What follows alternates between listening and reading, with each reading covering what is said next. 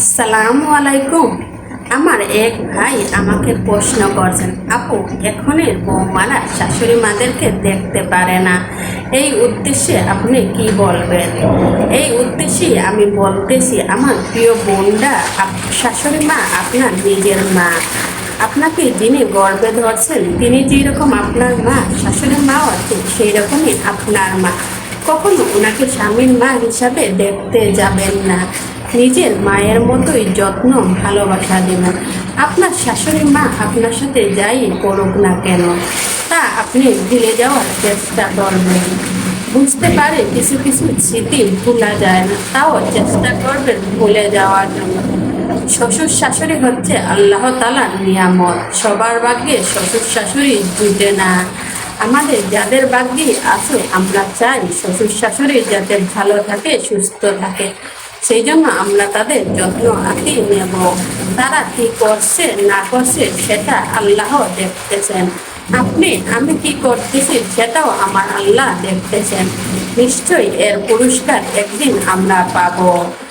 তাহলে আমি আমার ভাইয়ের উদ্দেশ্যে বলতেছি, ভাই নিশ্চয়ই আপনার প্রশ্নের উত্তর আমি দিয়েছি। তাহলে আমি আজকে এখান থেকে বিদায় নিচ্ছি। আমার ভিডিও যদি প্রিয় ভাই এবং বোনদের ভালো লাগে, অবশ্যই আমাকে লাইক কমেন্ট শেয়ার দিয়ে পাশে থাকবেন।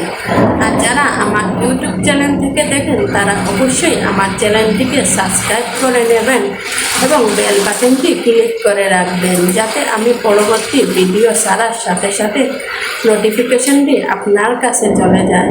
তাহলে আর যারা আমার ভিডিও দেখতে চান না, আমি একই কথা প্রতি ভিডিওতেই বলি ভাই এবং বোনদের উদ্দেশ্যে, তারা আমাকে নিজ দায়িত্বে আপনারা ব্লগ দিয়ে চলে যাবেন। কেউ খারাপ কমেন্ট করবেন না, খারাপ কমেন্ট করে নিজের মা বাবাকে খারাপ চোখে, অন্যের কাছে খারাপ প্রমাণিত করবেন না। যদি পারেন ভালো কথা বলবেন, না হলেও দেখারও দরকার নেই, আমাদেরকে কথাও বলার দরকার নেই। তাহলে আমার আজকের ভিডিও এই পর্যন্তই। সবাই ভালো থাকবেন, সুস্থ থাকবেন, সুন্দর থাকবেন। আর আমার যারা আমার ভাই বন্ধুরা, তারা আমার জন্য অবশ্যই দোয়া করবেন, যাতে আমি ভালো কিছু কাজ, উন্নয়নমূলক কিছু কাজ, ভালো কাজ করতে পারি দেশের জন্য এবং সমাজের যাতে উপকার হয়। আসসালামু আলাইকুম।